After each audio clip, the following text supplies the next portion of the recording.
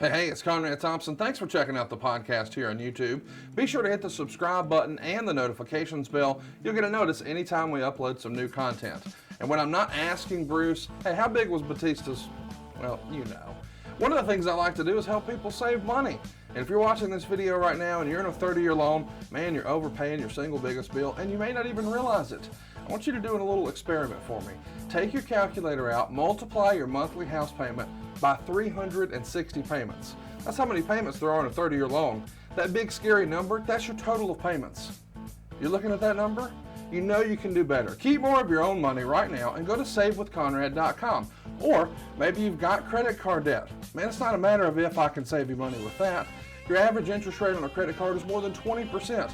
And by the way, all the interest you pay on those credit cards, it's not tax deductible. Whereas the mortgage interest, well, that is tax deductible. So if you owe this debt, it's up to you how to pay it back. Doesn't it make sense to get the cheapest rate possible and the greatest tax deduction possible? Find out how much money you can save right now for free at savewithconrad.com. You don't need perfect credit. Even scores in the 500s can be approved, and it's no cost out of pocket. But maybe best of all, we're licensed in more than 40 states. We can help more families than ever before. But how much can we save you? Find out right now for free with a quick quote from savewithconrad.com. Hey, it's Conrad Thompson, and you're listening to Something to Wrestle with Bruce Prichard. Bruce, what's going on, man? How are you? Well, happy Friday to you. Man, I'm excited to be here with you. We had to call an audible last week and do a remix. I don't know if you heard, but Gerald Briscoe gave his whole rundown of the Montreal Screwjob. I thought, man, maybe we'll get 15 minutes out of Jerry. Nope. He just poured his heart out for over 90 minutes, and we got every nook and cranny there was to tell about the Montreal Screwjob. People really dug it last week, Bruce. Well, Jerry lived in those nooks and crannies that entire weekend. Jerry was the nook and the cranny. And boy, he just spilled the beans in a big way. Hope you guys really enjoyed it. And now we're going to talk about what happened a year prior today. One of my low-key favorite pay-per-views of all time. I might even do a little viewing party at the house tonight. I might fire up Survivor Series 1996, get out the popcorn and knock it out because boy, the best of times for me as a wrestling fan. It's the in-ring return of Bret Hart to the World Wrestling Federation. This is supposed to be, according to the rumor and innuendo, where Vader was going to win the world title. And of course, we're going to see the in-ring debut of what will become the greatest crossover star in wrestling history, The Rock. But first, let's sort of set the stage for how we got here. We're coming off Buried Alive, which we covered last month here on the program. Bret Hart has just returned to the company, announcing his return on Raw in Fort Wayne, Indiana. And now he's launched into a program with Stone Cold Steve Austin. And of course, we've discussed all of this in the archives, including almost 5 hours on Bret Hart in the WWF. But did you think that Bret returning was something that was necessary at that point in the battle against WCW? It was like a shot in the arm for the WWF programming to have Bret. I don't even know if it was so much about the battle itself as it was nice to have Bret back in the fold as a talent and another talent to work with. In addition to that, it was an opportunity for Steve to really get Steve's personality developed and get Steve involved in something that people can kind of sink their teeth into. So it was both. It was, man, we're happy to have Bret back. To the battle at that point in time, the battle was the battle, and we were just trying to focus on our business and do what we had to do. Let's also add some context to, the whole Bret Hart contract. How do you think wrestling might have been different? It's always fun to look back and say, what if? What if Bret had not come back to Vince and signed a 20-year deal? What if he had taken the WCW money in 96? How different would wrestling have wound up, do you think? Well, that's a crazy what if, because you look at just not the business aspect of it, but then you have to look at the creative aspect of it. What became of Bret returning and what became of all that strife and the whole Mr. McMahon character emerging from the Montreal Screwjob. So it's hard to tell. It really is hard to tell. I think that Steve probably would have been pushed up A little a lot faster, quicker. maybe? I don't know that Steve would have had the same effect that he had later had he not had Bret and the whole Canada versus USA thing later on to work with. Well, and the double turn at WrestleMania 13. Right. I mean, it is interesting to look back and think sort of what if, like, would Shawn have been quote unquote injured and unavailable for WrestleMania 13? It's fascinating to look back and say, what if, but I think we could all agree timing is everything. The Observer would write, the original plan for Vader to beat Sid at Buried Alive, and to beat Michaels for the title at Survivor Series. Farouk and Vader were both told they had to switch the original plans and not give them the belts because J.J. Dillon was at the meetings where those long-term plans were made. And since he now works for the opposition, they had to change all the storylines we knew. Buddy, that sounds like the biggest bunch of bullshit I've ever heard. Is that really the way things went down, or what was told to these talents, do you think? Or is this just rumor and innuendo? That's just rumor and innuendo. I think that's JJ trying to make himself sound important. Right. And when you say JJ wasn't at those meetings, JJ wasn't involved in creative, you're saying, like that? No, not at that time. Absolutely not. So Kurt Hennig returns to Raw after Buried Alive as a competitor, but it never actually happens. He winds up swerving Mark Mero and turning heel to now be Triple H's new second. And then he just sort of disappears. He no-shows some other appearances, and I'm sure this was frustrating for you and Vince and everyone involved. When he winds up landing in WCW instead of the WWF, are there even whispers of, it's got to be that damn JJ? No. On Kurt, no. I think that Kurt, believe it or not, as great as Kurt was, and believe me, we wanted to have Kurt back in the ring. I would have loved to have had the old Kurt. I don't know that once Kurt left and was on his hiatus for a while, if you will, with the Lloyds of London deal and doing the commentary, that it wasn't the same Mr. Perfect that it was when he first came in. If we had that Mr. Perfect, man, that would have been a loss. But by that point, it kind of became, okay, you know what? Someone else's problem. So while Kurt may be out, there's other new talent coming in, including the former Too Cold Scorpio. He's going to debut as Flash Funk. I know we've briefly talked about this in the archives before, but chat me up. Whose idea is Flash Funk? Who was the big advocate for Scorpio? And how did the deal come to be? And just tell me about this character, the Funkettes. I mean, this seems like something Vince would have enjoyed. That has Stand Back all over it. Flash! Funk! It's so funky! I don't know how it goes, but I know it's Flash! Funk! And then it gets into funky, and it got all into funky and funkiness and everything. It was from a meeting that we had with Scorpio, and Scorpio had his wife there. Vince asked, man, what do you do? What do you do well? What do you enjoy? And Flash goes, man, his wife says, oh, he's a great dancer. He loves to dance. And that immediately, perked everybody up. It's like, oh, okay.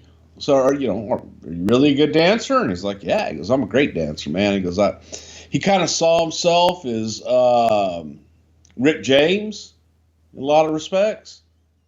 And just, kind of, well, I'm flashy and, really like funky music and everything. And man, by the time that those words were coming out of his mouth, he was Flash Funk. Now, he could have been a funk brother from, you never really know, but it was because he was flashy and he was funky. Okay. He became Flash Funk.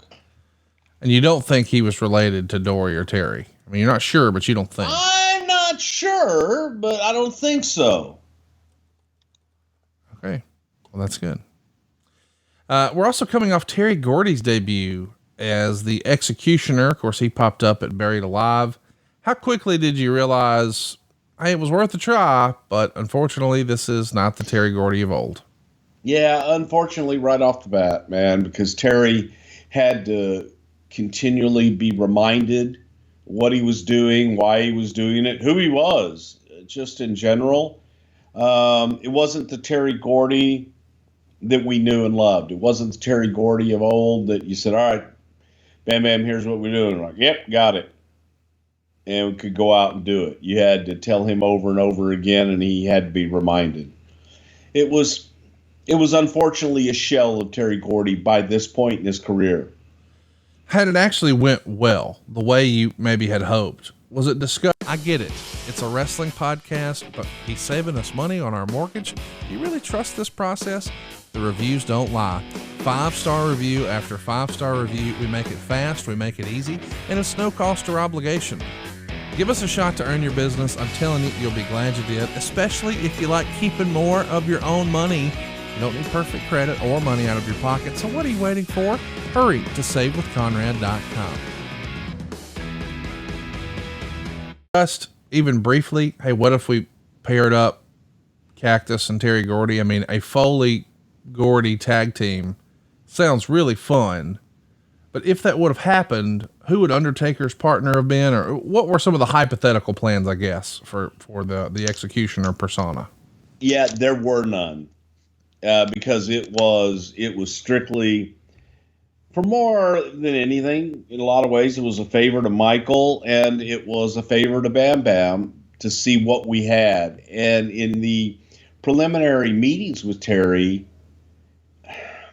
I think you kind of knew then even that Terry was not all there, unfortunately. So it was trialed. There were no, okay, hey, and if this takes off, this is what we can do. Yeah, we looked at, he could be in Mankind's corner or something like that, but that wasn't, hey, they're going to be a team, he's going to be a part of this stable or anything like that. Here's a neat little note I found from the Observer. Achim Albrecht in camp already hates taking bumps, so they put a mattress in the ring for him to learn the moves on. This, of course, is going to be Brockus, who didn't really last long in the World Wrestling Federation. But was this a sign? Is this even true? Did you hear this from your brother that, boy, this, you know, we've heard like Kurt Angle, right? He would, quote unquote, attack the mat. Doesn't sound like old Brockus really did that. What were you hearing about this? Well, no, Brockus didn't come from the world of, he came from the world of bodybuilding and was recruited by Shane McMahon. So he really didn't have any idea of what the business was about, nor the physical toll that it takes on the body.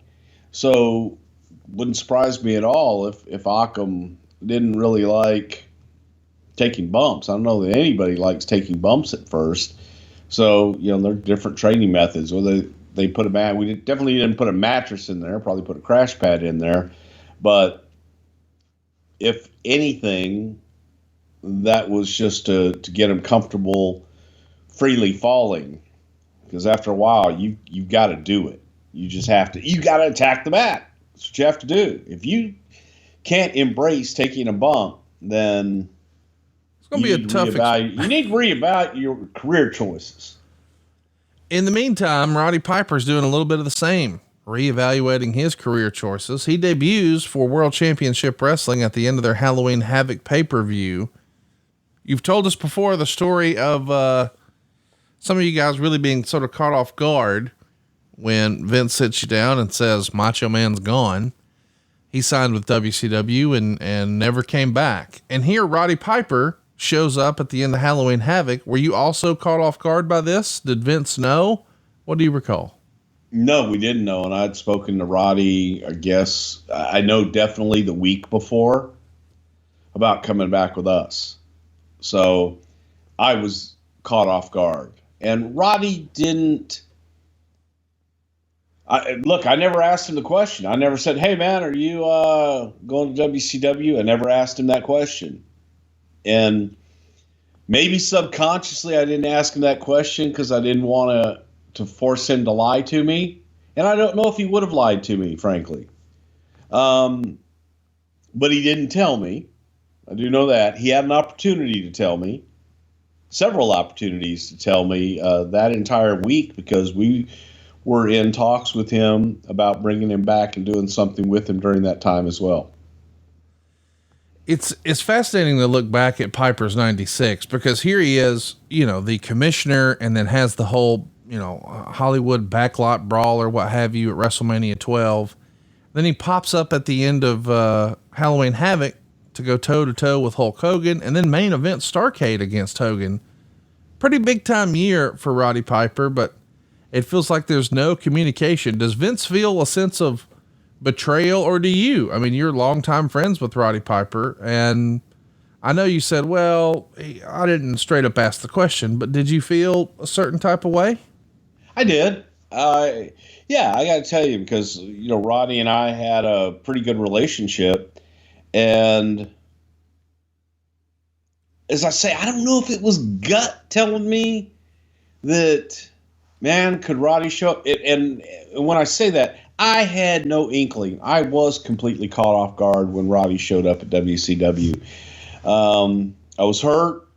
I felt a little betrayed, because I had been talking to Hot Rod again that whole week and about other things that we wanted to do with him. So betrayed is a word, but just hurt, I guess, more than anything, that he couldn't have said, "Hey, Bruce, I'm going to WCW.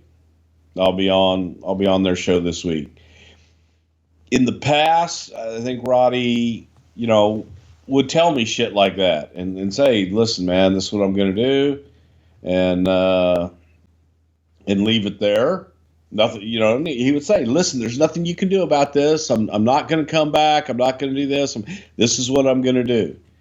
And Roddy had that opportunity to tell me that. And again, I never asked the question. I never said, "Hey, man, are you going to WCW?" Didn't do that. I left it with, "Look, man, we'd like to bring you back, and we'd like to do some things with you." And it's kind of where we were. Ultimately, one day he does work with you guys again. Did you have a conversation at the end about, "Hey, man, sure do wish you would have," or is it just sort of water under the bridge? I had a conversation with him the next week. I talked to him after he appeared on their pay-per-view and just said, "Hey, goddamn, man, you think you could have told me?" And he says, "I didn't want to put you in that position." Yeah. And I said, "I appreciate that." I said, "But you put me in a more awkward position with the surprise." And, he had to do what he had to do. I had to do what I had to do. They have the classic Steve Austin, Brian Pillman angle on Superstars that happens to put Pillman on the shelf. He's going to need yet another ankle surgery. So we've got to have a way to explain that. So we put his ankle inside of a folding chair, and Steve Austin jumps off and continues to attack that ankle. And then we do the whole gun thing, and we've talked about that in long form. It's available in the archives at somethingtowrestle.com. But how important do you think, when I talked to Jim Ross about this not too long ago, and he says he thinks you could circle that angle, the whole Brian Pillman breaking and entering Stone Cold Steve Austin pistol angle that happened on Raw, and you could say that was the moment where the business turned more entertainment. I thought that was interesting, that's sort of JR's perception, that maybe that's when it got more entertainment, less in-ring product. Would you agree with that assessment in hindsight? Well, I think that not that. I think that the whole Hulk Hogan rock and wrestling era is where the entertainment aspect came into the business. I think as far as the angle with Pillman and Austin in his home, that the drama and for the Raw television product at the time, where it became more about the drama and more about the story and outside of the ring than in the ring. But I think that the entertainment aspect has been there since rock and wrestling. To me, it's always been there. But this was a dramatic event. It was something that was extremely unusual, especially for our genre, that kind of shocked people out of their seats to where they're like, holy shit, am I seeing what I'm seeing? And, the whole night going back and forth and Steve circling the house and beating the shit out of Pillman's friends in the in the wade pool and things like that. It was as intense as it was on television. It was equally as intense from a production standpoint, from being there and producing that and getting us to that point. And during it, holy shit. I mean, I'm right on the inside of that door that Steve is trying to bash in, that we discovered was a shatterproof, non-breakable glass in the door. That, guess what? It wasn't unbreakable. And so when all was said and done and they realized, well, man, this is unbreakable glass. This is that secure glass. I said, well, Brian, at least we know who's paying for your new door. I said, I take this back to them and say, hey, motherfuckers, this is what a baseball bat did. So, it was crazy. And I'm thinking, shit, we're live. I don't have a monitor. So I don't know what cameras are where. I can't even go over and open the door for him. Wow. And it was intense. But I think as far as the drama and out of the ring, it was a big point. But I don't know that was the one pivotal thing. But yes, it was definitely a big point. I would agree with that. Let's talk a little bit about the Fort Wayne show. This is where Bret Hart comes back, but backstage we have a pretty scary incident. Chief Jay Strongbow had what he thought at the time was a heart attack, and he's found slumped over while sitting in a chair. Do you remember this little scary moment? I do. I just remember it from the standpoint of that's not right. And Chief being taken away and people thinking, oh man, he must have had a heart attack. And at that time, I don't think it was a heart attack. I think it was just more of not even a panic attack, but Chief wasn't doing well at the time. Chief was not that healthy. All right. Let's talk about Chris Candido. A lot of talent back and forth between ECW and the WWF at the time. Of course, Scorpio coming over from ECW. Well, Chris Candido wants to go the other way. He quits the WWF. And I guess the company asked for him to stay on as a teacher and try to help train some guys, but he's only 24 years old and he decides to leave. A lot of rumor and innuendo. I think he was just frustrated with his spot on the card, the backstage area, his relationship, probably had a lot of stuff going on in his life. What do you remember about Candido, trying to move on here? Well, Chris had a future, and I think that in Chris's mind, Chris's future was the heavyweight champion, and Chris wanted to be the top guy. 20 years later, I think Chris probably could have achieved that. I don't think that it was in the cards at that place in time for Chris Candido. Chris was a tremendous worker, a great talent, but he also saw himself as 10 feet tall and indestructible. And Chris thought that he should not be a top guy, that he should be the top guy, which attitude-wise, I think everyone should have that attitude. Right. Get anybody that goes into the ring, anybody that wants to get in the business, if you don't want to be the best, then what's the point? I guess, okay, well, I can go punch the clock and do my time. Chris didn't want to just punch the clock. Right. And there was an opportunity, when we looked at guys that could really help and help teach people. Chris was one of those younger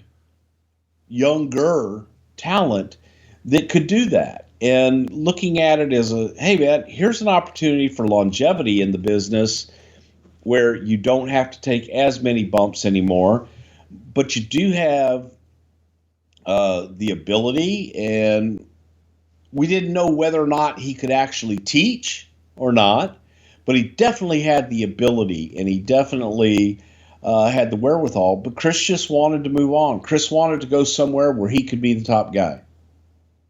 And it was as simple as that. So ECW it is. Phil LaFon and Doug Furnas are going to finish up there in ECW, though, to join the WWF. You know, Phil LaFon and Doug Furnas, I mean, this feels like a team that Jim Ross would have really pushed for, especially given Doug's amateur background at Tennessee. Do you remember how they came in? Who was an advocate for them and whatnot? You know, we all were, really. And I think that, you know, yes, JR had an affinity for Doug because of his amateur background, as you put it. But I think that overall there was a bit of romanticizing of getting these guys. When you looked to the outside and you looked at Japan and you looked at guys that hadn't been exposed on American television and hadn't really been in the territory system. Doug had to a point, but definitely Phil had not. It was attractive, and you looked at, well, maybe these guys could come in and immediately be different and be a unique attraction in the tag team division. But it just really didn't, you know, it didn't click. And I think that the hype didn't match the product that we got. Well, we're going to talk about them a little later, I'm sure. Do you think they would have had a different fate as single stars? I mean, do you think there was some upward mobility with Doug? It feels like a lot of people talk about Doug as if he was this freak athlete. And I'm not arguing that he wasn't. I'm just trying to understand. Do you think there was an opportunity to do something a little different there? I think Doug was a freak athlete. Doug was a stud. Holy cow, man. Doug was a unique athlete too. I just don't know that Doug had the personality to connect with the audience and be that mega star. He had mega ability, he had mega talent, mega strength, all of that. However, connecting to the audience, he didn't have that connection to the audience. He really didn't. And it was a shame because you look at him standing there, it's like, holy cow, this guy looks like a monster. But his personality and promo didn't say, hey, I'm a monster killer. His personality and promo was, hey, I'm a pretty good guy, and I'm strong as shit. You know? And yeah, I don't think that they would have gotten in the door as singles, frankly. The Raw show with Pillman and Austin that we briefly touched on a minute ago, I forgot to mention, this is the first time we see them in the new 8 p.m. time slot. The rumor and innuendo is this is to combat Nitro, because Nitro had gotten the jump on you guys. Tell me about the move. What you remember about this? I mean, this is long. I mean, the WWF has had a way of doing business with Raw for years at this point, and now it feels like we're changing things a little bit. What do you remember about that? Well, change was in the air all over the place, and Nitro had gone head up with us. Nitro moved. So we looked at it as, okay, well, the way to do it is move head up with them as well. And don't let them get the jump on you. It was as simple as that. I know Bonnie Hammer at the time was with USA, and that was something that Bonnie came to us with and said, well, then let's move the time slot. Let's move it and do something else. And it would evolve into not only that, but it would eventually move into two separate shows. You know, you'd have Raw as War and then the War Zone. Two different shows that would go 8 to 9, 9 to 10. So it was just a Matter of USA wants more. Well, let's go. Let's also talk about the USA backlash, if there was, from the whole gun angle. I mean, here you are on the one hand trying to, hey, this is an opportunity. We're going to have more programming. USA's loving it. You know, they're ready to sort of have our back in this fight against WCW and TNT. But it felt like on the heels of the gun thing, they were not exactly thrilled. What can you tell us about that? This is back when Bonnie Hammer was running things, right? Yes. Well, I don't know that USA wasn't thrilled with the gun stuff. I just know that Vince was out front, like on Livewire and things like that, apologizing, saying it would never happen again, and they took it too far and all that. And that doesn't feel like, I don't just reckon Vince wakes up every day and says, who can I bend the knee for today? It feels as if, yeah. I think it was more advertisers and more outside of our world, if you will, but it wasn't something that I think USA kind of liked the controversy.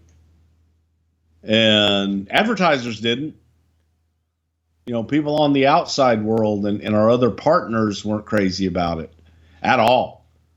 So, you know, it was the right thing to do. But I think that deep down, I think USA and Bonnie kind of liked the controversy and liked that we were getting out there and getting people talking about us. Would have preferred it in other ways. But well, is what it is. You're going to run to some of that controversy and people talking with the concept for Shotgun Saturday Night. This is the era where we start to formulate some of these ideas. I know you've told us before, but briefly tell us, how does the concept for Shotgun Saturday Night come together, and who's really sort of waving the flag for that? Well, Vince was looking at doing another live, Saturday night show. And back in the day, long before your time, Conrad, there was a Saturday Night Special. And Saturday Night Special was hosted by Wolfman Jack. It was a music show.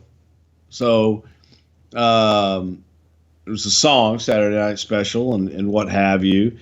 But he's like, man, what if, we were live? What if we were live midnight, Saturday night? Man, that's when all the shit's happening. That's when the ghosts and goblins come out, for lack of a better term. But it's, man, shit just gets kicking at midnight for a lot of people on a Saturday night, especially in New York. So the idea became do a live show, but not just any live show. We were looking at, you ever see the movie Paradise Alley? Yep. Okay. We were kind of looking at that concept, almost club wrestling, where, it was a feature in nightclubs, and then like the ring goes down, and then everybody starts, dancing and going crazy and all this shit. Or you have the club atmosphere literally taking place all around what you're doing. So we looked at how many nightclubs could we get, and we were concentrating on New York. This was going to be a New York centric television show that came live from a different hot, hip nightclub every week. And looking at it, we thought, well, shit, we could probably do it from a different one, I bet, at least for half the year. And then you could kind of repeat afterwards. And then travel came up. I think the first one was San Antonio, where it's like, oh shit, man, we've got a pay-per-view. Right. We've got to have everybody there. What are we going to do? And that's when we did Denim and Diamonds in San Antonio. Was the first one that we did on the road. And again, that was live, 11 o'clock in San Antonio for the midnight New York airing. But it was just a different concept, and he wanted to be live kind of without a net. Thought that we could get away with a little bit more on a Saturday night at midnight than you could in syndication generally, and or maybe even more so than we could get away with on USA in primetime. And some of those ideas included in a Goldust match, Marlena would flash the Sultan. Of course, she was covered up, but with her back to the camera, it looked like, wow, she just dropped her top. And then, of course, famously at Denim and Diamonds out in San Antonio, as you like to call it, is there any memorable lines from Terry Funk that night that come to mind? Did Junior send you in here to tell me not to curse or say anything controversial, Prichard? Your mother's a whore. Yeah, that was great. Yeah. Let's talk about your mother's a whore. I know how to get you going in the morning. Your mother, my personal mother, is a whore. Okay. All right. Good to know. The story going around is that Mark Henry would break his leg when he's training, bouncing off the ropes. So he's not going to be a part of Survivor Series. That was the original plan. You should ask my brother to describe that sometime. I would love to hear what you heard from your brother. It's telephone, telegram, tell a brother here. Oh no, we had a huge company meeting, and we used to do these big company meetings off site because, we didn't have any place big enough in the office to assemble everyone. Right. From the studio and all the office and everything. So we would go to like a ballroom at the Sheraton Hotel down the road and have this meeting. So as soon as the meeting broke, it was late in the afternoon and most everybody, was going home from there. Well, I head back to the studio to just go check on the guys training.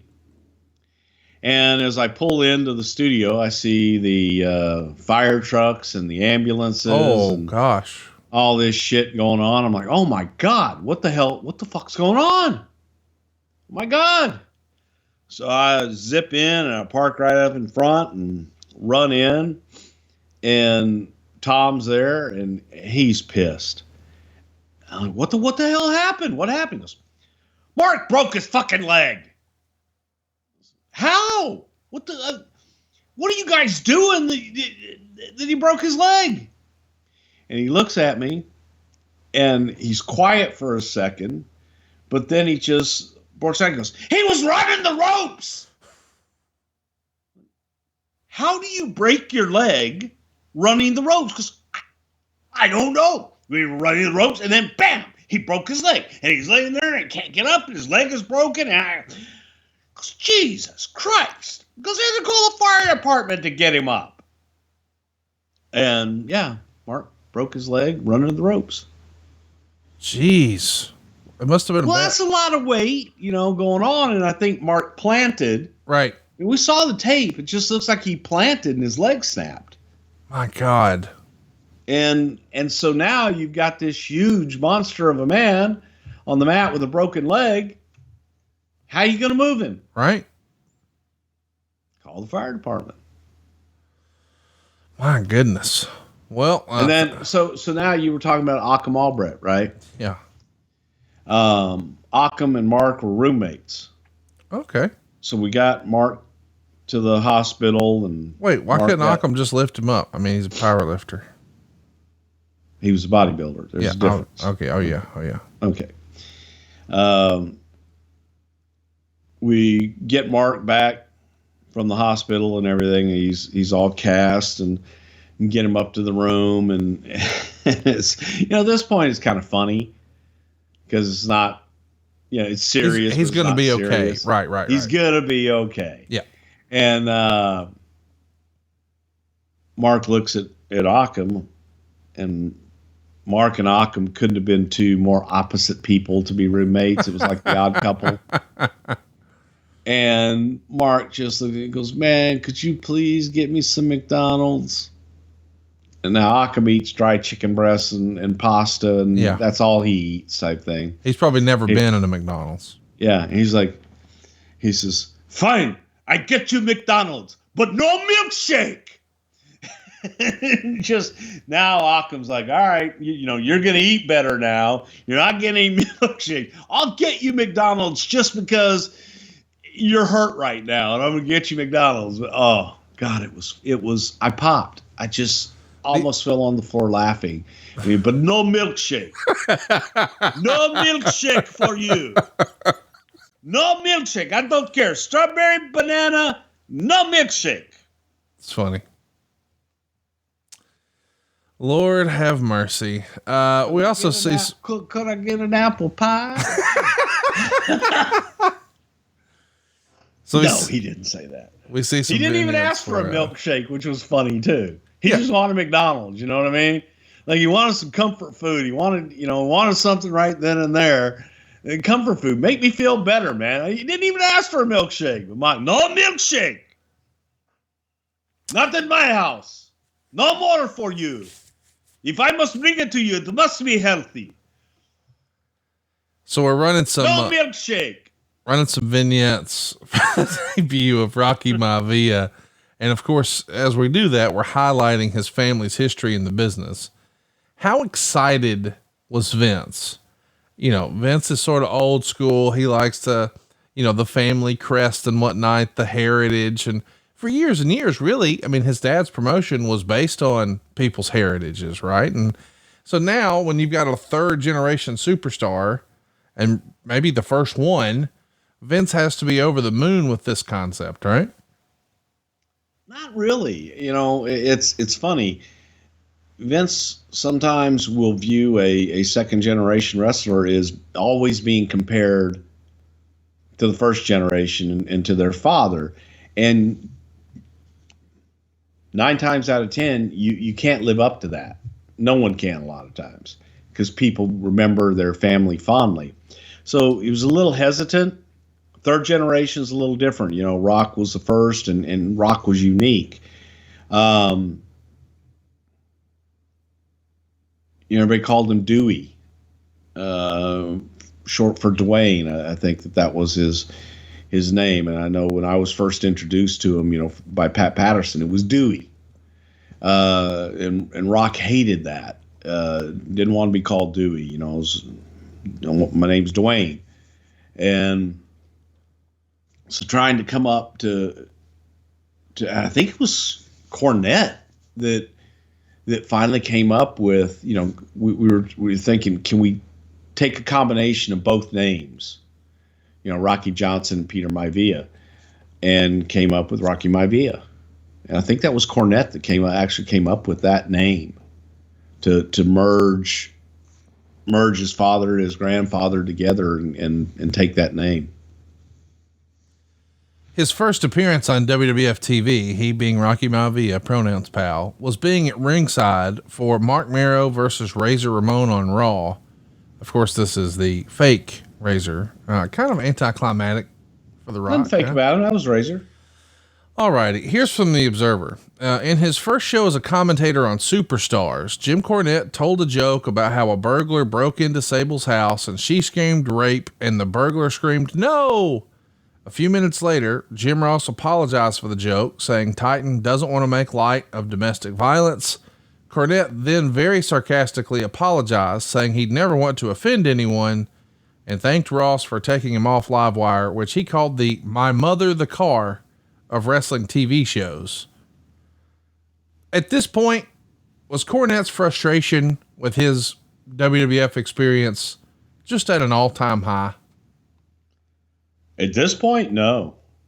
It didn't get to an all-time high point of frustration until Vince Russo entered the fray. Clearly he's not loving Connecticut, and it doesn't feel like he loves the Livewire concept, and et cetera, et cetera. I mean, at any point, do you remember here in late '96, especially just to add the other context of the whole Shawn Michaels Vader thing, this feels like he would have started, hey man, I got to get home. Is that sort of talk? I mean, as your friend, or is he sort of expressing that to you? Just real frustration with what the way things are going here? Frustration, no. Hatred, yes. Okay. But yeah, Corny never liked the Northeast from the day he stepped in it. Yeah. He did not like it here. He didn't like do you want your sandwich on a hard roll? No, I want it want a soft roll, goddammit. I want it soft and fresh. I don't understand what you're goddamn. Why do you people like hard bread? Hurts my teeth. Like soft bread. I want a soft roll. But he really does become motherfucker. A little bit like jack of all trades here. I mean, he's a manager. He's going to do live wire. He's going to do commentary. He's the guy who actually steps in for Perfect when Perfect no shows the recording. So he is, a jack of all trades, and I guess still is. The plan all along was for Shawn Michaels to drop the title at Survivor Series and then win it back at the Royal Rumble in San Antonio, or at least that's the rumor and innuendo. The result we know is going to be a fantastic match with Sid and Shawn. Do you ever think back in hindsight about what if that wouldn't have happened? Do you think the New York audience would have embraced Vader the way they did Sid? No, I don't. I think that, because he's a WCW guy, or just because of the presentation? Because of the presentation. I think that part of, look, Sid was Sid. Sid was charismatic as hell and a damn interesting character. So Sid looked that monster part. And I think that by that time in his career, Leon wasn't what he was before. Right. At this point in his career. He just wasn't. He was a little bit less than. He was Vader light. It's reported in the Observer that there were talks and discussions with Randy Savage of all people, but the sides were far apart on the terms. As the story goes, I think he was looking for a contract extension from Eric Bischoff and WCW around that Halloween Havoc time period. And allegedly that's when there were some conversations about what if he came back. The Observer would write, the feeling is that Titan is so fearful of raids that they only want guys that they can sign for 3 to 5 year contracts. And the feeling is that Savage may help in the short run because of his name, but his guarantee would be so high and they wouldn't want him on top for so long. It makes no sense to sign him long term. And they don't want him on TV for 1 year and then have him go back to WCW when the deal is up either. This is something that's not talked about a lot. It feels like a lot of people assume that when he walked out on Vince, quote unquote, back in the day and first joined WCW, there was never an opportunity to come back. But here in our research, it looks like 1996 in the fall here, perhaps there was an opportunity. Do you remember there being the discussion about, Vince wants 3 to 5 years and maybe Randy wasn't worth that? Well, first of all, to that, business-wise, you don't want to invest in anybody for a short term. You want to invest in people that you've got a long-term investment in so that you get a return on your investment. That's just business in general. During this time, I was talking to Randy and his people. So we were going back and forth. And the ask became ridiculous. And it didn't start out ridiculous. It actually started out fair, in my opinion. So, we went back and forth, and I think that Randy kind of felt that he could get more on the other side. And I said, look, if this is just a tool to get more on the other side, tell them whatever you want to tell them. Right. If you don't want to be here, don't. Let's not do this exercise.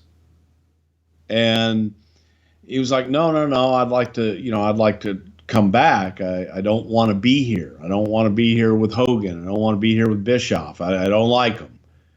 I want to be back there. It's all that other shit. But then it just became kind of a ridiculous ask. And I think that more than anything at that point, I would have loved to have had Randy. I just think that Randy was using us as a tool to get a better deal in WCW. Were you the intermediary? Were you the go-between? Was Randy not talking directly to Vince? No, it was all me. Okay. No one knew that. And no one even knew that we were having those discussions. The only person on our side that knew was Vince and our friend Aaron No, Neville Meyer. I was Aaron Neville. That's funny. I don't know why Aaron Neville got to know what our business is, but Neville Meyer knew and Vince knew, and that was it. What was the routine for communicating with Randy? Was Randy on the quote unquote wrestler schedule? He'd call the house late at night or whatnot? No, we would pretty much talk all the time. Okay. I guess what I'm driving at is he calls you at the house, he calls you at the office. Is there a routine where you knew like, hey, here's my Randy time? He usually checks in on so-and-so day or such and such time. No, we had times that we would call, but it would be office, house, whatever. Okay. So yeah, but it would be like, hey, I'm going to call you at 2:00 on Tuesday. And that's what we did. So the night before the Survivor Series, you guys bring back the Hall of Fame, and it's at the Marriott Marquis Hotel. This isn't the event that it is now, but it was a pretty cool little deal here at the Marriott Marquis. It's the first time that fans were allowed the opportunity to attend. Gorilla Monsoon goes in to induct the Baron. Joe Franklin is a radio host, and he's going to induct Captain Lou Albano.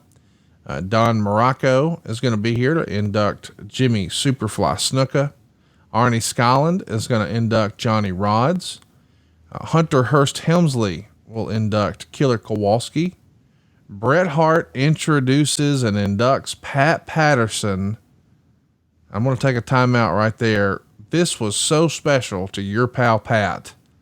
And it really was a cool moment where he really publicly, maybe for the first time, gives a shout out to Louie. You were there that night. What do you remember about this Hall of Fame and this special moment for your friend Pat? It was emotional. It was, first of all, well-deserved for Patrick. And I think that it was the fact we were in New York was special. You know, it was being in the Garden and all of that. But Pat taking his rightful place in the Hall of Fame. And it was also a time for Pat to publicly recognize his life partner in Louie. And that was a huge deal to Pat. And it was a scary moment for Pat because, you know, Pat Patterson's being gay was the worst kept secret in the business. You know, it was like the open secret that everyone knew, but Pat thought no one knew. Right. And he was universally loved. And his preference in life had nothing to do with anything. As I've stated so many times, my love for Pat Patterson and the teachings that Pat helped me with in life in general that I'll never ever forget. And he was my best friend.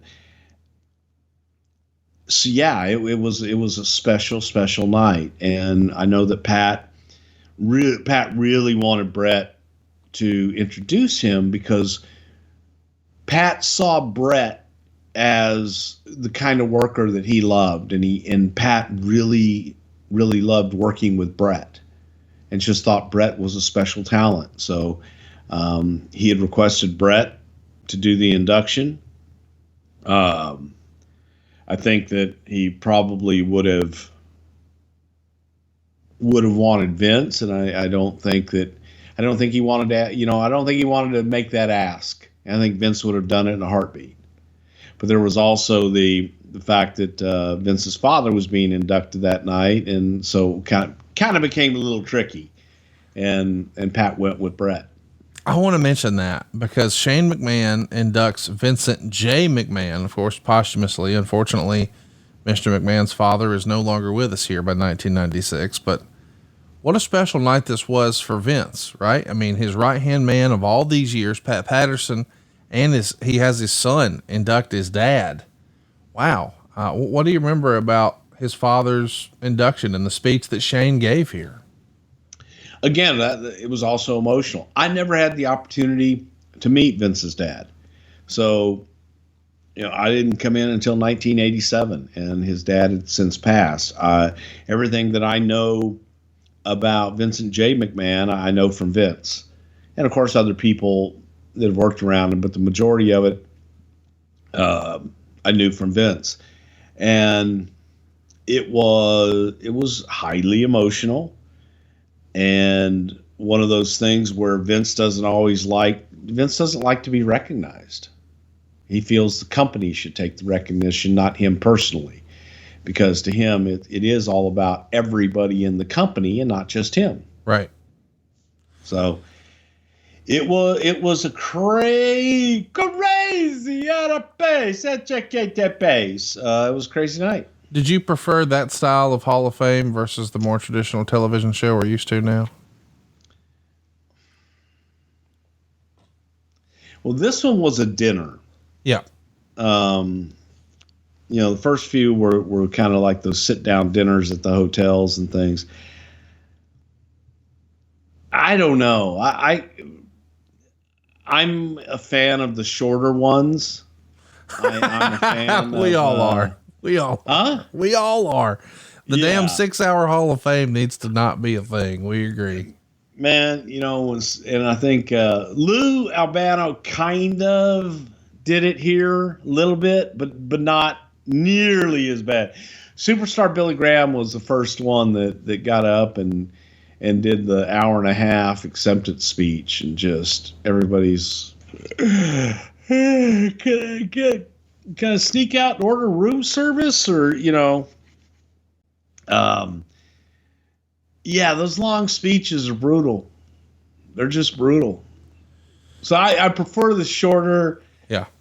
Let's get to it. And thank you very much. It's an honor, and God bless you all, and we'll see you later.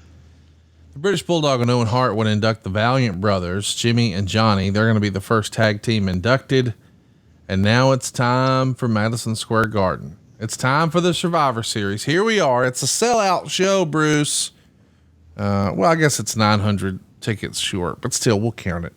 There's 18,647 fans in the building. Pretty good gate at the time, too. $529,522. When I say pretty good, it's the second largest gate in North America. So you have to be pretty happy with this. I mean, although it's not a WrestleMania, it's your home market. It's New York City. It's Madison Square Garden. It's a huge gate. It's a near sellout. Bret's back in the fold. Vince's dad's in the Hall of Fame. Pat Patterson's in the Hall of Fame. This has to be just a great weekend here, right? It was. It was a great weekend, and it was an emotional one as well. So it was a lot of fun, and culminating in the Garden. There's a pre-show, and this day you still had the free-for-all, right? So you had an opportunity. Because it was free for all. Yeah. Gratis, as Owen Hart used to say. That means you pay nothing. Gratis. So we've got the Road Dogg, Jesse James here. We've got Aldo Montoya. We've got Bob Holly and Bart Gunn on one side of our Survivor Series pre-show match. On the other side, we've got the Sultan, Justin Hawk Bradshaw, Salvatore Sincere, and Billy Gunn, who was, in this rockabilly era. We're about to be enjoying a main event anywhere in the country right now, are we not? You damn right. Yeah. Anywhere in that country. Sure. In a country. But besides of Albania. This is a different era, right? You're selling pay-per-views. You're trying to get people to vote with their wallet and come out of pocket for $29.95 or what have you. November is not necessarily the best opportunity for WCW to sell a pay-per-view because they've got the World War III concept, and it's okay, I guess. But they're trying to load it up with the contract signing of Roddy Piper and Hulk Hogan, and you guys are pulling out all the big stops here for Survivor Series in Madison Square Garden the very same month. The readers of the Wrestling Observer, they actually dug this. They gave it 67.7% thumbs up. I agree. Love this show. The actual show itself starts with the Godwins, Furnace, and LaFawn taking on Owen Hart, Davey Boy, Leif Cassidy, and Marty Jannetty. Of course, the New Rockers. There you go. They go 20 minutes. And Meltzer would say the match was designed to get LaFawn and Furnace, who were billed as a former Asian tag team champion team, over as the new top contenders for the tag titles. And he says there was some nice wrestling early on, particularly when Cassidy, who we know as Al Snow, was in. Jannetty was limping badly, having suffered some kind of foot injury, which I would guess was an ankle. Henry Godwin would pin Jannetty in 8 minutes and 12 seconds after the slop drop. Owen Hart would pin Henry in 6 seconds after a spin kick. And then we would see Davey Boy pin Phineas in 46 seconds with a power slam. LaFon pins Cassidy in 4:39 with a backward suplex. And now that leaves the tag champs versus the new team. And the new team wins straight falls. LaFon pins Smith. And what do you know? Eventually, Furnace and LaFon are the ones left standing. 3 1/4 stars. So a nice little way to showcase there's a new tag team and let them rub up against some established stars like Owen and Davey. You watched this for the first time in 25 years. What did you think? That was a damn entertaining match. And again, it did exactly what it was supposed to do, and that was to showcase Furnace and LaFon in their first big marquee match. And they did that. I still think that you look at the reaction too of the crowd. It was put on first. Yep. On the pay-per-view. Yep. So you're going to get that hot reaction and position them in a way where it was very difficult to fail, and they delivered. And Doug Furnace's drop kicks, Jesus Christ. I wish they're a thing of beauty. You go back and you look at guys, Kevin Von Erich could throw. Kerry's was better than Kevin's, actually. But you look at guys that used to throw those beautiful drop kicks and shit. And Mil Moskers comes to mind. And Furnace is one of those guys that had an incredible drop kick that got up in the air and actually kicked somebody when he got up there. I'm interested in talking about Furnace and LaFon and maybe why they didn't connect. Much has been written about working a quote unquote WWE or WWF style. And it felt like these guys were doing exactly what worked for them in Japan, but maybe this American audience didn't gravitate to it. Why do you think the fans, clearly you're on the inside, you can see the real wrestling talent of the tag team, but for whatever reason, like kids weren't showing up wearing Furnace and LaFon t-shirts like maybe they would have a generation before. Why do you think they didn't connect as well as maybe you would have originally hoped? A combination. I think it was a combination of, I don't know that their in-ring work as much, but their promos definitely didn't connect with anybody, and their personalities didn't connect with the audience. There wasn't time for the audience to get behind them. They never really felt that they were in trouble. Heat was short. It just didn't, I don't know. They just really didn't connect with the audience. The audience didn't care. Right. Well, let's talk about what's really become a forgotten match in a pretty legendary feud. It's the Undertaker and Mankind. And here we're going to have Paul Bearer in a cage hung above the ring, which is like old school. I guess the first time I remember seeing this is with J.J. Dillon. But I think it was commonly referred to as a shark cage. When do you first remember seeing managers in cages above rings? Gary Hart in Houston, Texas, when it was a rat cage, actually, is what we referred to it as. But it was, I remember, man. Explain the rat cage. Help me understand the terminology here. Well, it was a cage. It was a cage because Gary Hart was in it. We called it a rat cage. Okay. But it wasn't big enough that he could stand in it. So you'd put him in it and he would sit in it with his feet dangling through the bars. Gary Hart, by the way, very tall human being. Yes. Yes.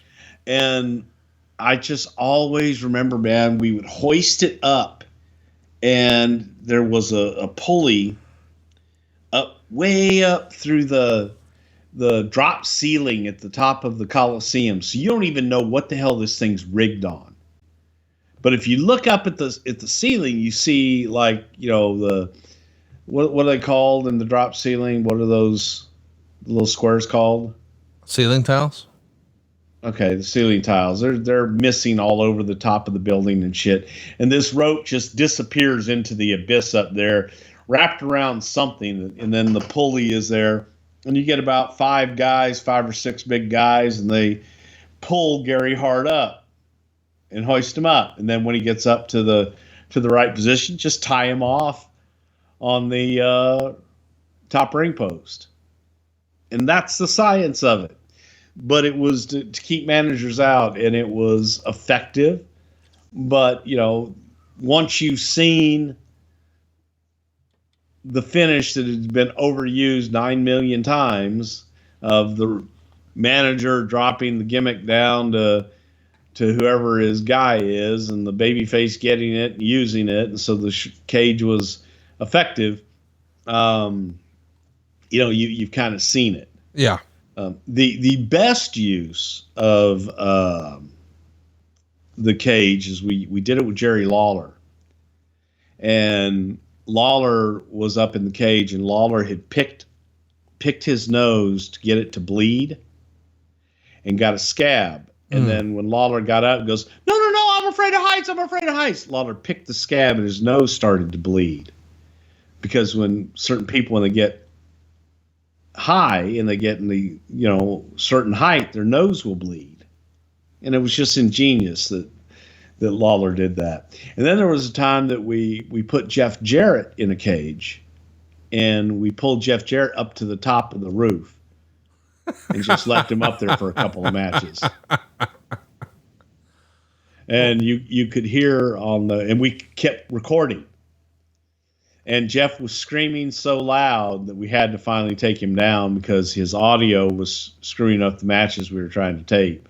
Bruce Prichard, I know you're involved. Get Bruce out. And he just, So we let him down. The good old days.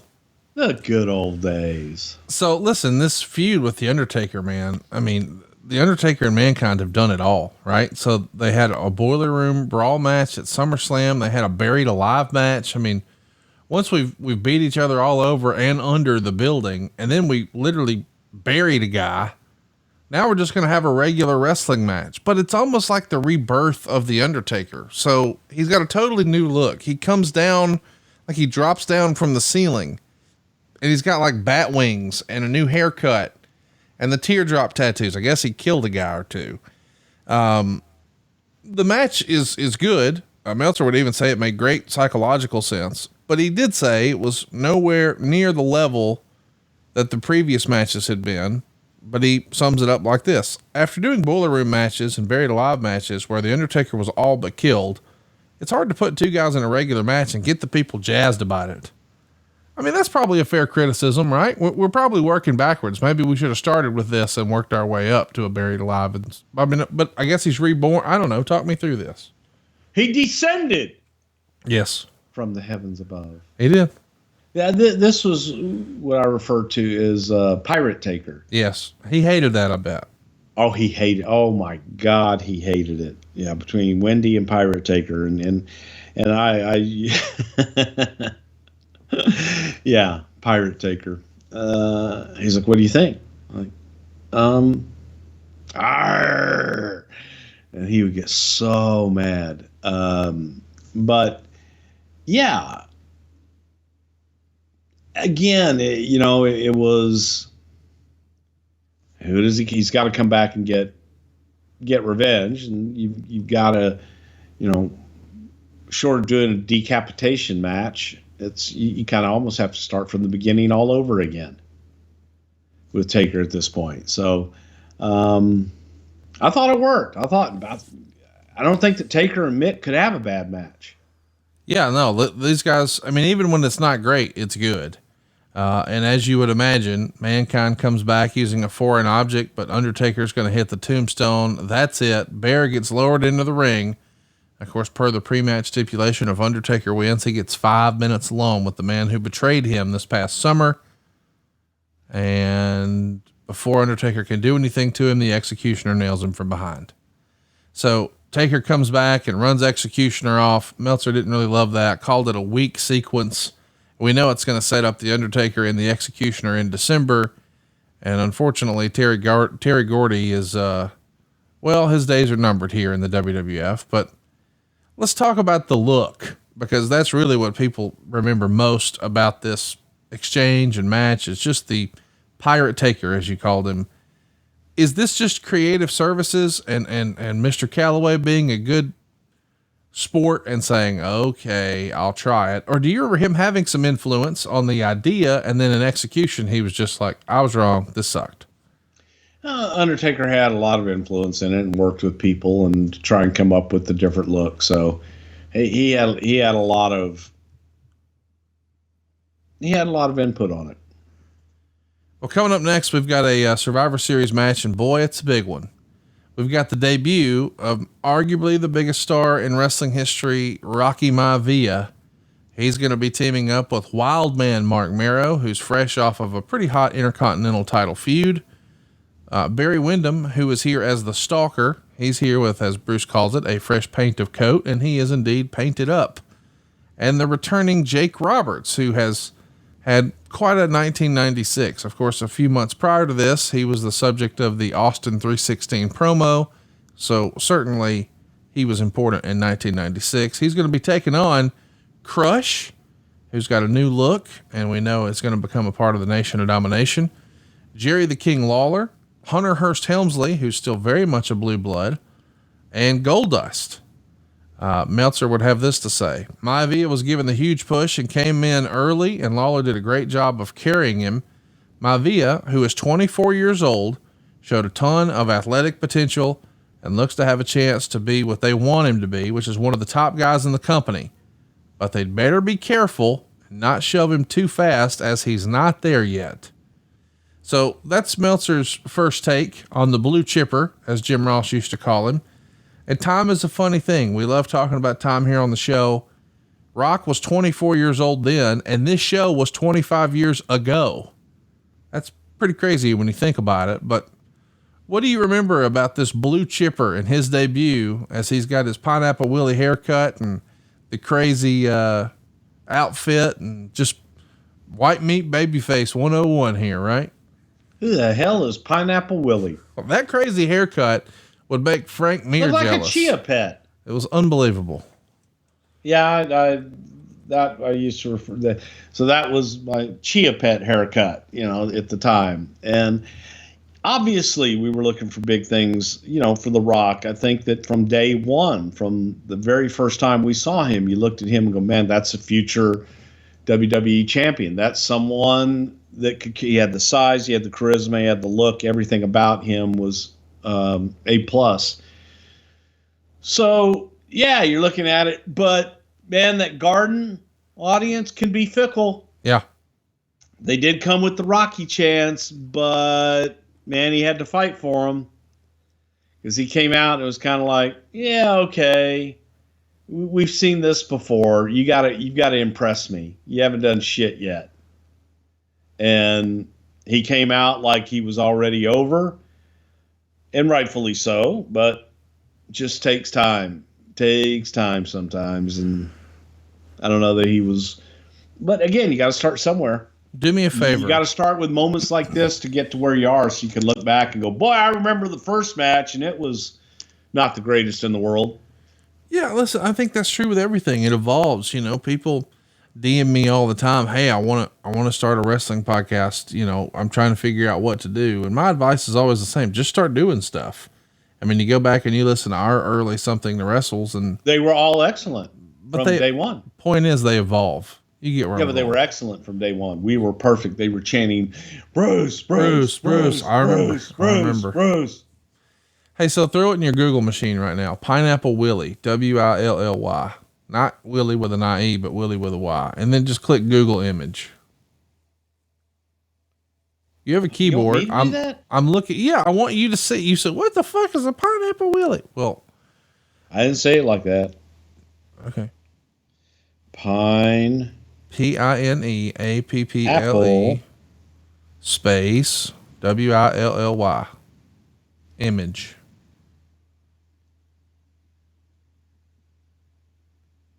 Tell me that's not Rocky Malvia's haircut. Close. Yeah, that's what I'm saying. See? Come around here questioning my pineapple williness. Well, it's a Panama City thing. How am I supposed to know this shit? Because you've been there. Well, a long time ago. Yeah, well, we're talking about shit that happened. I didn't go to Pineapple Willie's. Should have. No, not really. All right, so, hey, here's the deal. Just nothing you want. I mean, I guess some people say, oh, I like the ribs. They've never had real barbecue. Anyway, point is. They got Wisconsin white cheddar bites. Oh, why? How has this become a goddamn commercial for Pineapple Willie's? Because you're talking about it and won't let me talk about the match. Because you go to Pensacola and you're getting a kickback on this, aren't you? That's not true. Okay. So we're down to Crush and Goldust in with Maivia, and the fans start to get behind him here. They're chanting Rocky, Rocky. And Meltzer would say at this point, without a magician like Lawler, Maivia looked a lot more human. Crush went to heart punch him, but he moved. Goldust got the blow. Maivia pins Crush with a crossbody in 218 and then pins Goldust with a shoulder breaker to win the match in 32 seconds, 2 stars. So the experience that Rocky got in Memphis and probably hanging around Memphis, maybe working with Lawler a little bit, helped him dramatically. I assume that Pat Patterson is very important in the early developmental stages here of The Rock. I would say that Tom Prichard was probably... For sure. Highly responsible for that. And then from there, yes, working in Memphis where he was able to work every week. In addition to that, be able to do live TV every week as well. What'd you think of the shoulder breaker as a finish? That is what he's trying, at least at first. It was something, and I think Jake came up with that. I think it was something he felt comfortable doing at the time. And it was different. But it wasn't something he could do to everybody. You know what I mean? Right.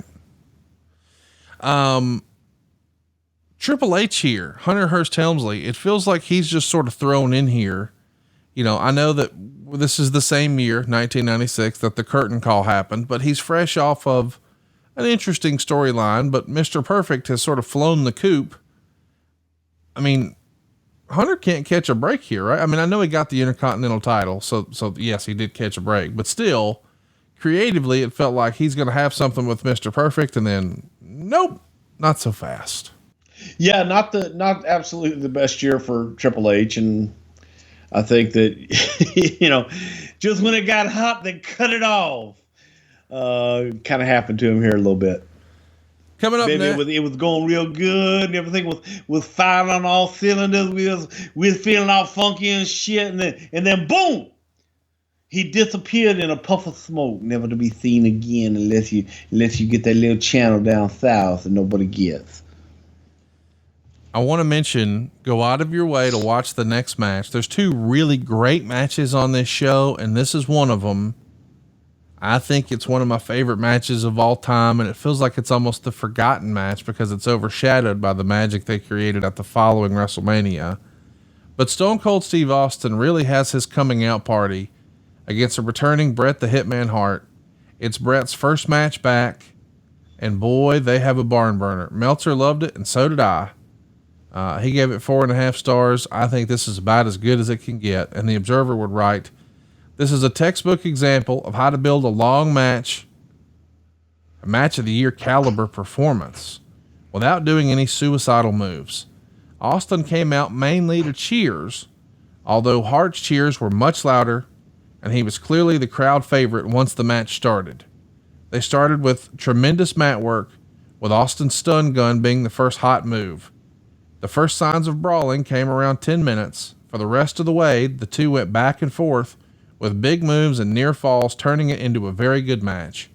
After a top rope superplex by Austin, Hart caught him with a cradle for a great near fall. There was super heat at this point. The fans were chanting, "Let's go Hitman." After a Stone Cold Stunner, Hart became the first to kick out of the hold. Austin went for a Texas Cloverleaf, but Hart made it to the ropes. Hart went for a sharpshooter, but before it was applied, Austin made the ropes.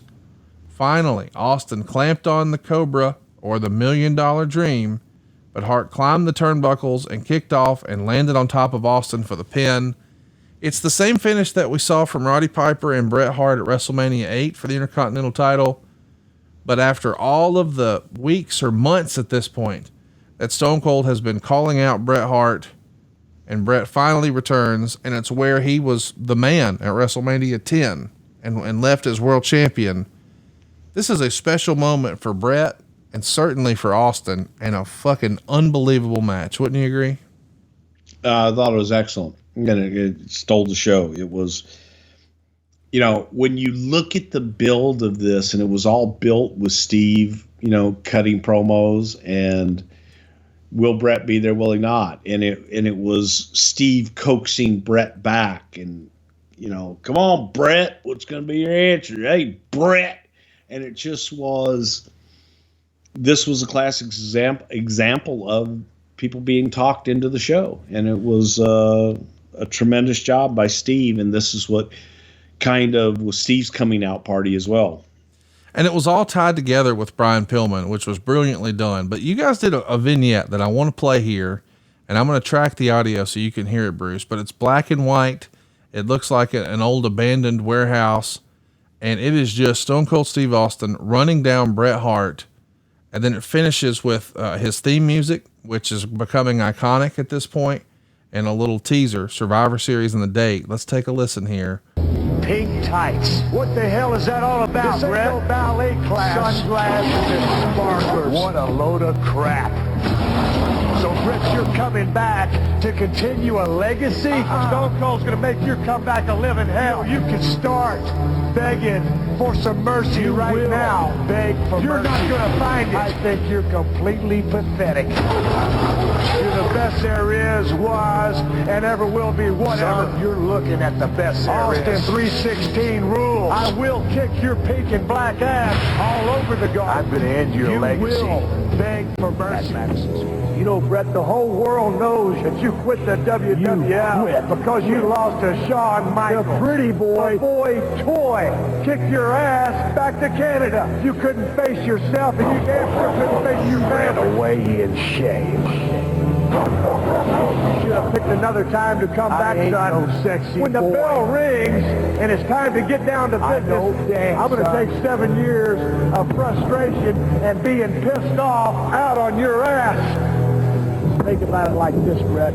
You can finally go home, look yourself in the mirror, and get a little peace of mind because you will know you were indeed beaten by a real man. Tell me about that vignette. Buddy, just watching that back, I get goosebumps. It is the creation of a superstar. I mean, what a series of events that has led to this for Stone Cold. The whole Austin 316 promo, attacking his longtime friend and former tag team partner Brian Pillman on Superstars, breaking into his house with the gun, beating up people when we're doing live interviews in the studio, talking about Bret coming back, calling him out on pay-per-view, appearing on Livewire talking trash. And now here it is, this awesome vignette, and the match, boy, it just delivered in spades. But what do you remember about those vignettes and how this really helped create the Stone Cold character? Well, it was a great job done by Steve and by David Sahadi and Chris Chambers, where they just took Steve and had him out where we shot a lot of our opens and things, which was actually an abandoned warehouse. And let Steve go. Just let him talk. Let him go. And he, you know, paced and walked and talked and did all this shit, and were able to put these together, and voila, magic.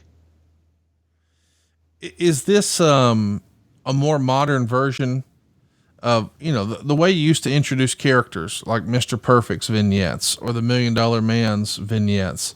This isn't the same thing, but it does feel like a late 90s version of here's how you do this. And I don't know that it was done any better for anyone else than it was here for Austin. Yeah, it was character enhancement. It was a way to kind of reintroduce Steve too, and introduce this Stone Cold character that he was working on. So it was all the above, man.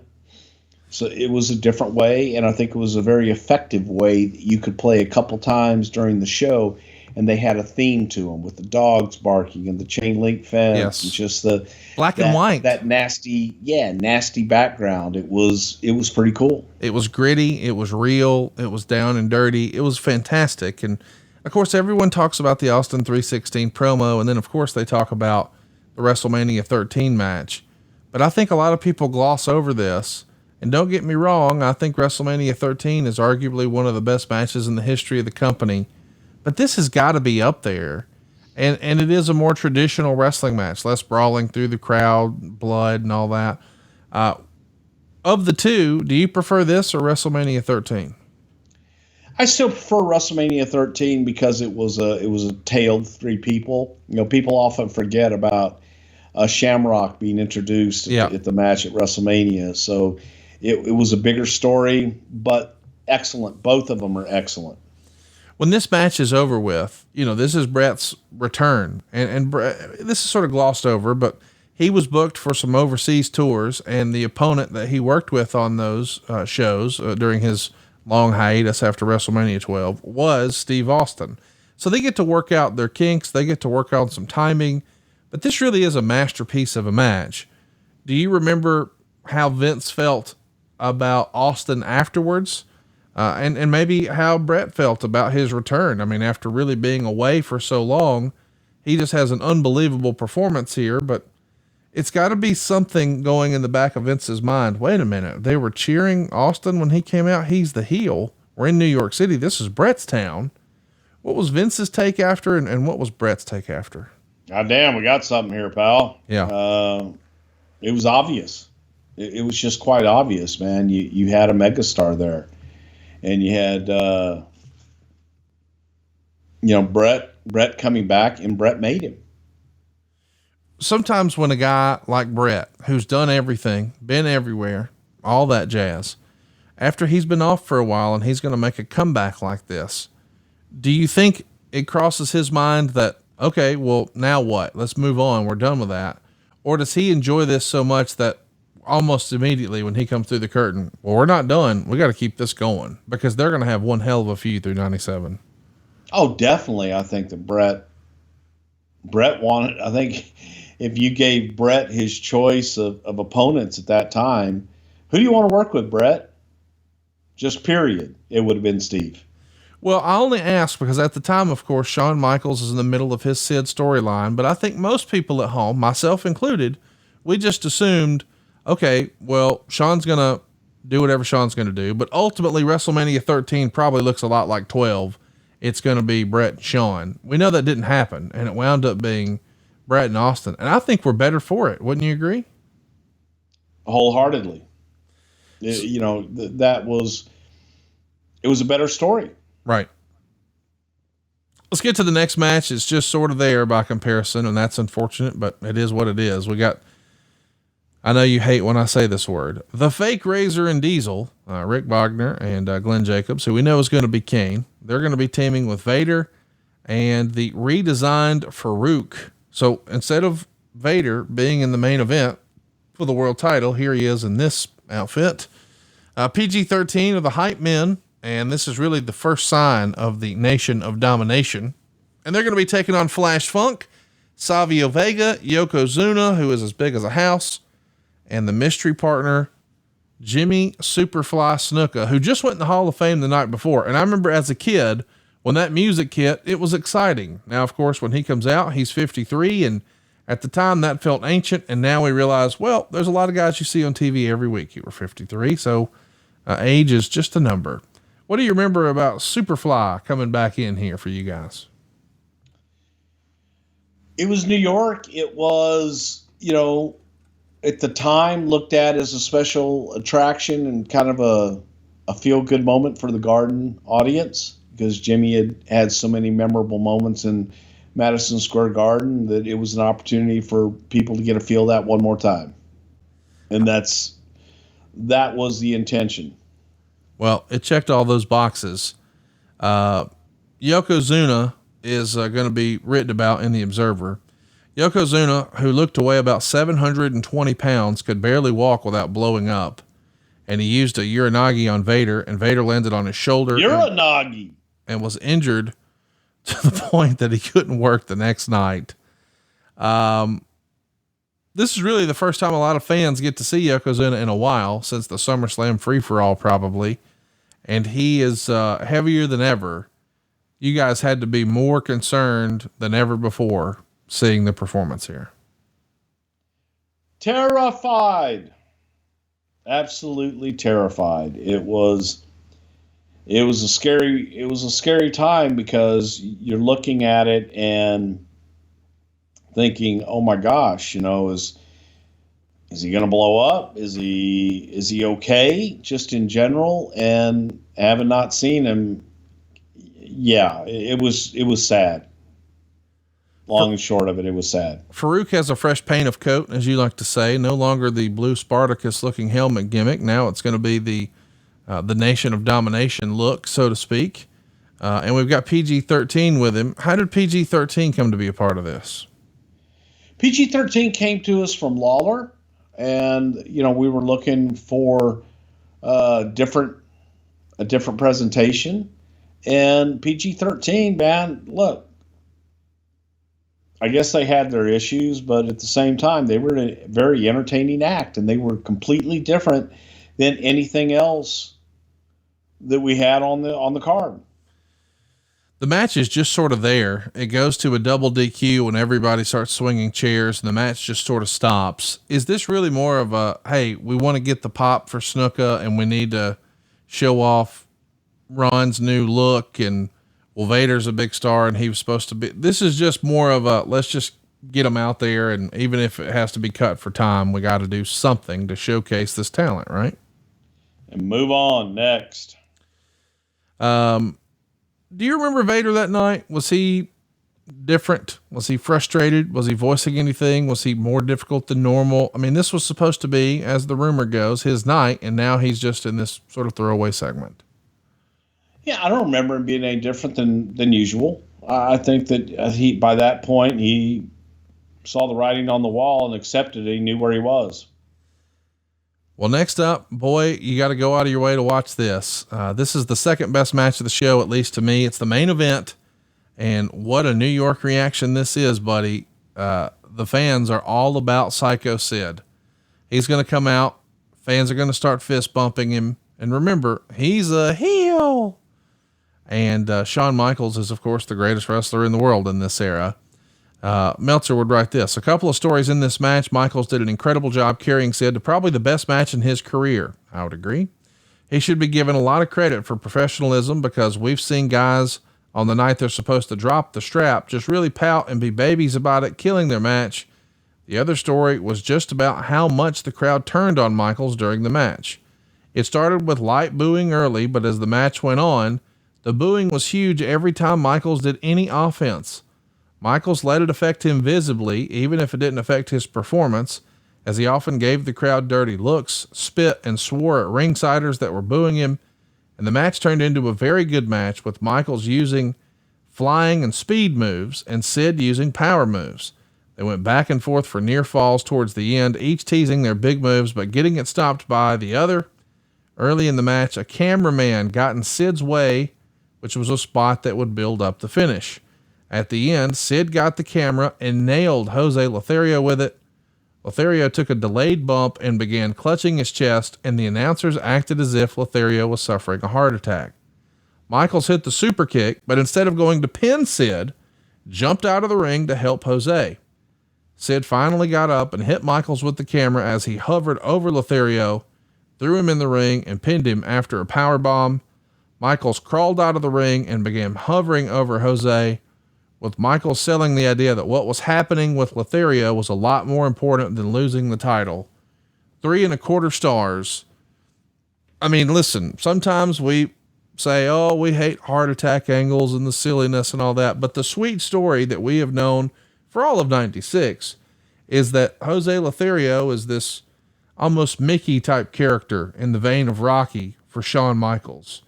And now here he is, this older gentleman, attacked by this hulking giant, and he's more concerned about his friend than the title, and ultimately it costs him the title. And these rabid New York fans, a lot of them, including Vladimir, who's sitting ringside, is all about it. They think of Sid as the man, and Sid has no problem reminding you he's the man. Just a great match. And I agree with Dave. Probably the best of Sid's career. What say you, Bruce? Great story. I thought it was an absolutely tremendous story. It was a great story that Sid played perfectly, and Shawn, man, was there for everything and made it. And even if you didn't care, which a lot of people didn't care about Jose as passionately as they cared about Shawn and everyone else, you cared about Jose then because Shawn cared. And that's what made it. It's even if you didn't give a shit about Jose, you cared because Shawn cared and was willing to make that sacrifice for him. Chat me up about the reaction. Were you surprised? Was Vince surprised by the reaction to Sid or Shawn during this match? Not really. No, because Sid was getting those reactions. Sid, was going out and big impressive bastard, and people were cheering him everywhere we went. So you kind of thought that was going to happen, but we also thought that for him to, do something to Jose and then capitalize on that would turn him. And I think it did. I really think that people did turn on Sid after the fact. It's so historically significant, but it's so well done. Go out of your way to watch those two matches. I think Bret and Austin and Sid and Shawn, man, it's just about as good as it got in 1996, at least for me. And it's the first time I remember seeing a New York crowd show like a heel edge. It feels like before this, they were just cheering the baby faces. And here we got to see maybe, we're going to regurgitate some of this white meat babyface stuff. We like the badasses. I think this is a damn near perfect pay-per-view. Don't get me wrong. There are spots throughout it that don't age well, but just my fandom, the nostalgia of it, watching it back 25 years later, and instead of just skipping around like I had to this week, I'm going to sit down and rewatch the whole thing tonight. I love this show. What say you, Bruce? I love the show too. It was good to go back because you think of, the Montreal Screwjob which that was as well. It was a hell of a card as well. This is kind of like the forgotten one. Yeah. That just goes by the wayside that, oh yeah, no, what did we do then? I thought it was tremendous. Really, really good shit. I want to mention too, we got some fan questions, then we'll wrap this one up. We're going to get out of here. But before I do, the reaction after the Bret and Austin match, we go back to the desk and you see JR doing some heavy lifting, and JR was at his best here. I thought he did a fantastic job in that match in particular. But he's just hammering home the fact that there was no ring rust with Bret. Austin had Bret at his best, blah, blah, blah. And you could see Vince was like, I totally disagree. Were they off? I mean, how challenging was that from a storytelling standpoint when you have the quote unquote boss on commentary and JR's there trying to sell one way? Hey, he beat him at his best. There was no ring rust. He looked as good as ever. And then you could tell that's not the direction Vince wanted to go. What do you make of that? It's called the work, Connie. So that was planned ahead of time, right? I'm going to say he had ring rust. You're going to say he didn't. Was that the same? No, it's not necessarily planned, but it's just taking a different point of view. It's just interesting that in theory, JR's supposed to be fresh off of being the heel and Vince is the babyface. So you would think Vince, being the babyface commentator, the lead voice, if you will, and since Bret... You gotta get excited about saving people all those dollars. They can limousine ride and jet fly now with that extra cash. And they can style and profile with a quick 10-minute phone call right now to 425-0105. That's 425-0105. Woo! Save with Conrad.com. It's the babyface. You would think he would be the one beating the drum of, hey, Bret had no ring rust. He was great, blah, blah, blah. I don't know. Let's do some questions here. Lenny Bakken wants to know, any idea how the relationship was at the time here in November of 96 between Jannetty and Shawn? Their relationship was, it was friendly. It was good. They weren't hanging out buddies or anything like that, but they were friendly. It was business. JD Shea wants to know, where did you guys get the shark cage? Sharks are us. Oh, I thought it was shark cage. Sharks, no, man, because Conrad, now you're being silly. My apologies. I guess they Sharks Are Us has everything shark. all your shark accessories. All your shark accessories. I see. You need shark cage, you need shark wire, you need shark hook. Go to Sharks Are Us. Right. It's not like shark hooks are us. Yeah. Sharks are us. Got it. Or sharks be us and shit. Oh, that's like the rival store, the Spite store across the street, right? Ding, ding, ding. I heard about that. You got to have the end shit in there too. Yeah. They even put it that way in the phone book. Yes. Owen wants to know. Because that's when you look it up and it's AAA. We be sharks and shit. A. So that his first comes up in the phone book. Tune in next week for more early 90s phone book hacks. Owen wants to know, was that real? I know him. I do too. Why do you think we're 1ST Family Mortgage? There you go. Was that really Ultimate Warrior's old pyro setup for the Sid entrance pyro? Of course it was, that little stick, but I like the S, right? The suddenly I'm dominant, as JR said here. SID in sparklers, as opposed to the old Ultimate Warrior logo. Boy, these were different days. I bet that pyro budget was a lot different in November of 96 than it was a few years later. A little bit. Drew Landry wants to know, it seems the aisle to the ring was shorter than at WrestleMania. Was this due to the setup, or has MSG always been closer than expected? Well, for this particular show, it was the traditional setup, so it was a lot shorter than what. Then later on, we started going on the far ends. Bob says, hey, Bruce, hypothetically, if Austin and Hart match didn't work or get the reception it did, would Austin have still received his push? Did this match determine that, or was it inevitable? That is interesting to think about, Bruce. What if the match wasn't great? What if it was a miss? You know, in a different time and place, we used to hear that maybe the 1, 2, 3 kid, or Sean Waltman as we know him, was the measuring stick, and he would come to the back and say, oh, he ain't got it. At this point, if Bret would have came back and the match would have been a stinker, and thankfully it wasn't, but if it would have been, would that have cut Austin's water off, as they like to say? I don't think it necessarily would have. It might have shortened the program up a little bit, but I don't think that it would have been, oh my God, Steve doesn't have it, because Steve definitely had it. Well, let's talk about how things changed. 10 years later, it's going to be Survivor Series 06 from Philadelphia, and that's what we'll be covering. Batista's going to win the World Heavyweight title from King Booker. We've got the infamous super kick to Mike Knox for his elimination in just 5 seconds. John Cena is going to team with Kane, Bobby Lashley, RVD, and Sabu to take on Big Show, Umaga, Finlay, and MVP. Kennedy's going to take on The Undertaker in a First Blood match.